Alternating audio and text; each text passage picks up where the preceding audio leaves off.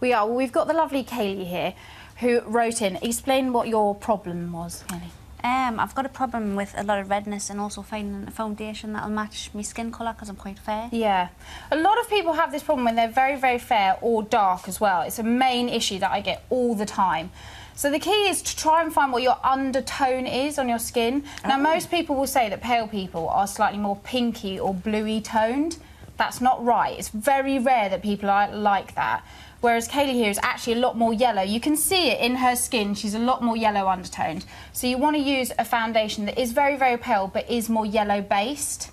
The one I'm going to demonstrate here, I've done obviously half her makeup, but I'm going to just show you this bit here. Is lovely. This is the Bourjois one, but it's very, very fair. And I'm going to use this skunk brush, famous. This is a 50 Duo one.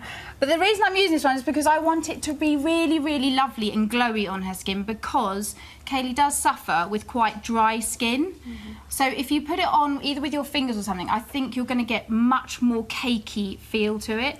Whereas, as you can see, also it's really quick. Bryony, when you're in the shop and you want to find something that suits you like this, where, I mean, I've tested it on my hand. Is that the best place to test it? Worst place to test it. Right. That's don't why I'm test it, blue. because your hand is always so much paler than your face. So don't bother there. I will always do it on my cheek area here or on your forehead. But also go out in natural light. Now take a mirror and just say, I'll bring it back in a minute. Run off, go and look in natural light.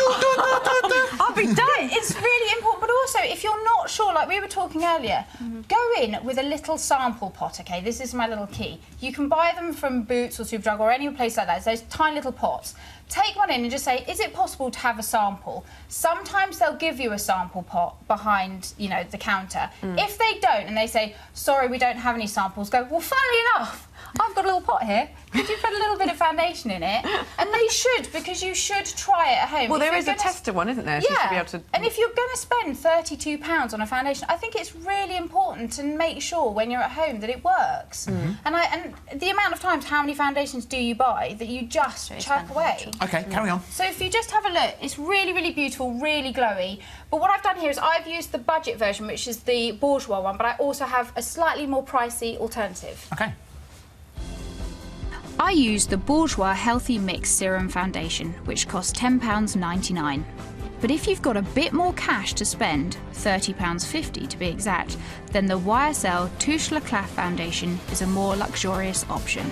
It gives you a light, radiant coverage and it has a hydrating formula, so it's great for dry skin.